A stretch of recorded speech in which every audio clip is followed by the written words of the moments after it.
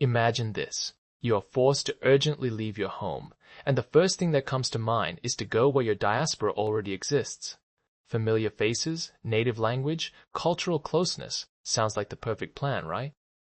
But is it really that simple? Today, we will explore why evacuating to a country with an existing diaspora can be both your salvation and a real trap.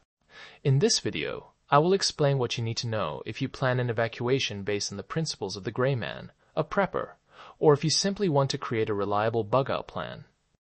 You will learn about all the pros and cons of a diaspora, how it can affect your safety, autonomy, and invisibility, and how to avoid falling into the trap that a familiar environment may hide. Stay with us, because this information could save your life or at least help you make the right decision in a critical situation. On one hand, a diaspora is a real resource center, help with housing, jobs, documents, and adaptation to a new system. In crisis moments, diasporas are often the first to lend a hand, creating support networks and sharing valuable local knowledge. For preppers seeking access to resources and infrastructure, this can be a true lifesaver. But there is another side to the coin. Belonging to a diaspora can make you too noticeable. If you're a gray man who strives to remain unnoticed, this can become a real problem. Digital footprints, social connections, political activity of the community. All of these can attract unwanted attention. Some diasporas even actively cooperate with local or foreign intelligence agencies, participate in political actions, or have internal conflicts. For those planning evacuation, it is important to understand a diaspora is not always a safe haven. It can turn into a trap if its activities attract the attention of repressive regimes or if it is involved in conflicts. Loss of autonomy, dependence on the community, and inability to remain detached. These contradict the principles of safe evacuation. That is why the question, should you evacuate to a country with an existing diaspora, requires not just an answer, but a deep analysis. You need to assess not only the presence of the community, but also its character, behavior, connections, and potential risks to your safety, autonomy, and invisibility. Let's consider the benefits that evacuation to a country with an established diaspora can provide.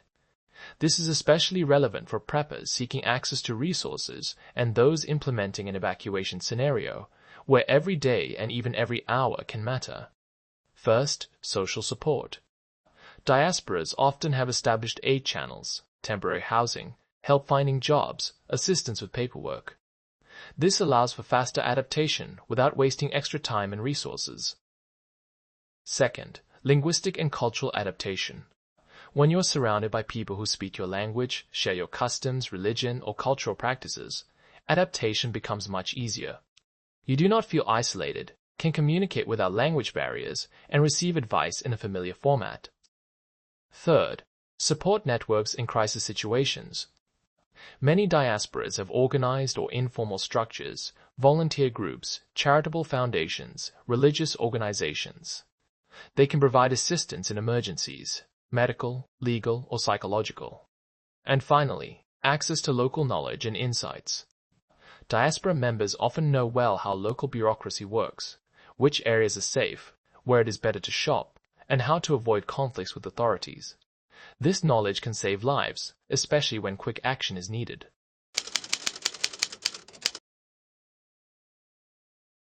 Now let's talk about why a diaspora can become a problem for the gray man. The main principle of the gray man is to remain unnoticed, autonomous, and minimize digital footprints. But belonging to a diaspora often contradicts these principles. First, you quickly become noticeable. In any established community, newcomers are registered, invited to events, included in internal communications. This means your anonymity disappears along with control over your social profile. Second, possible surveillance. Some diasporas are under close watch by local or foreign intelligence.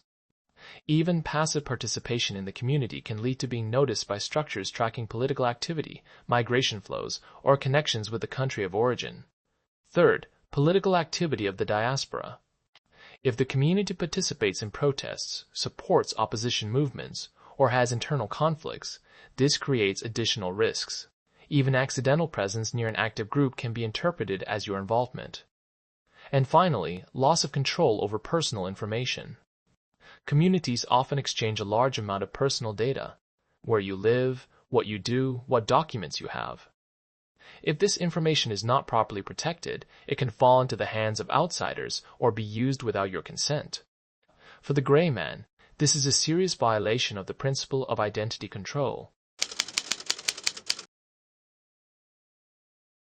For preppers preparing for emergencies and striving to maintain autonomy, the diaspora is a double-edged sword. On one hand, it is a valuable resource; on the other, a potential threat. Diaspora as a resource center.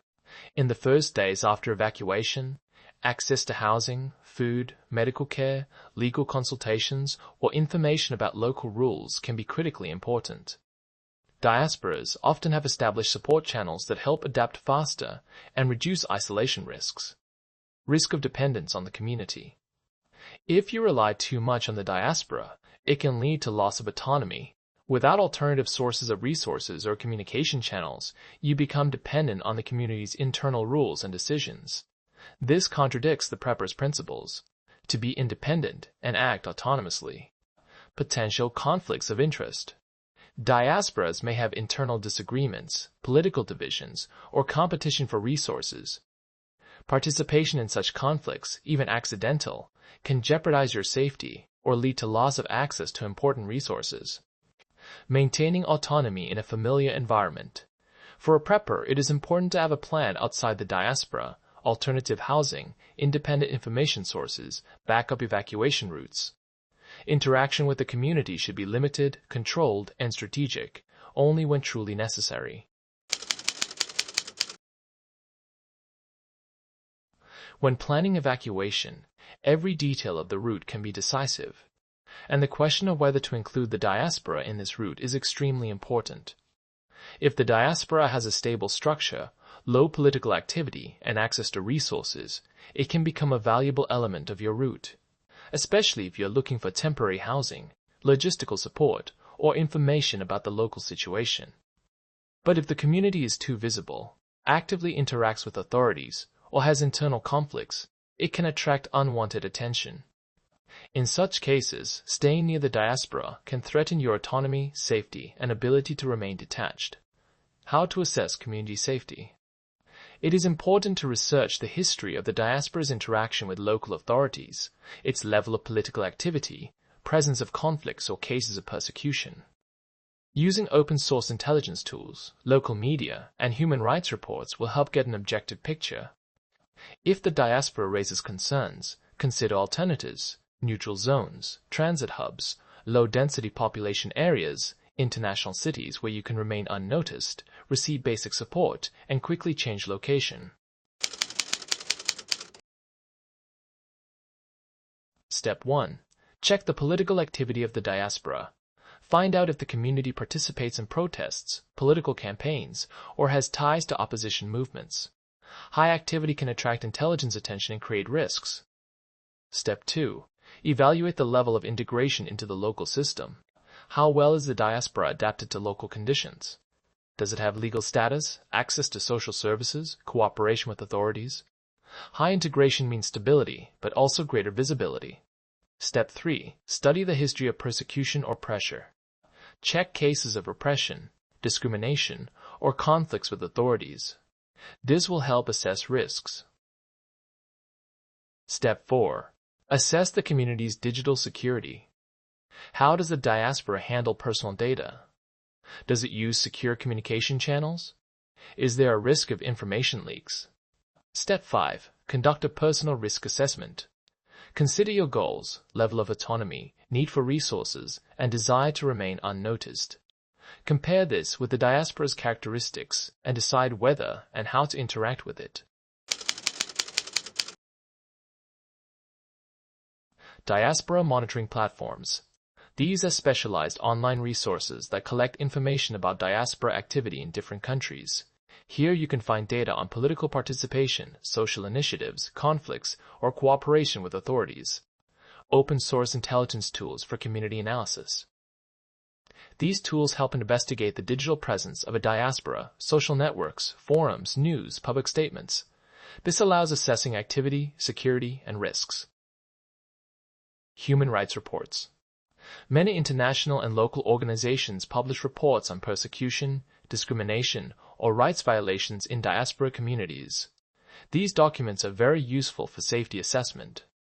Local media and forums, news outlets, online forums, and comments from local residents help understand the real situation around the diaspora, conflicts, government attitude, level of integration or tension.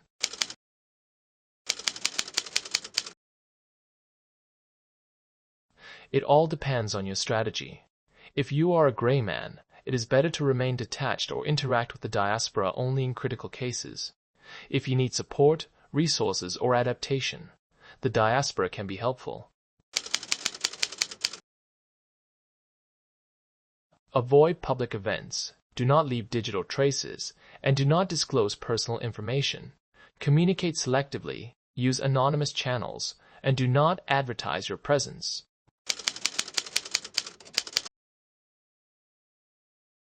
Yes, many diasporas have experience assisting with legalization, obtaining residence or work permits, but it is important to check how safe and confidential these services are.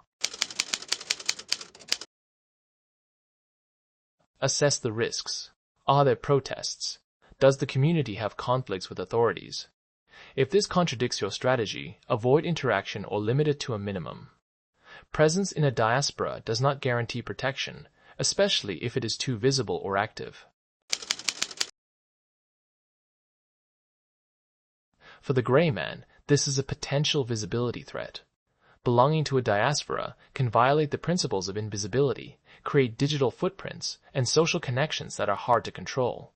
For the prepper, it is a resource that needs to be controlled.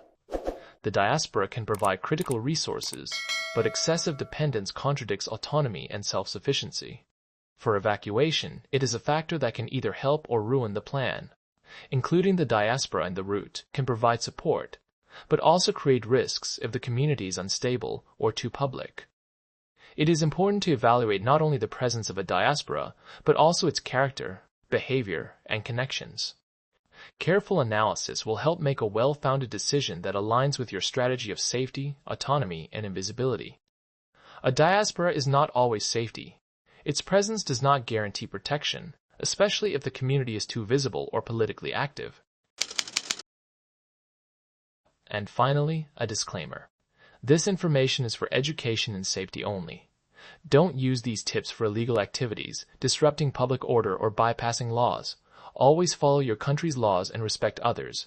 Our goal is to make your life safer, not to cause trouble. Thanks for listening to Gray Person.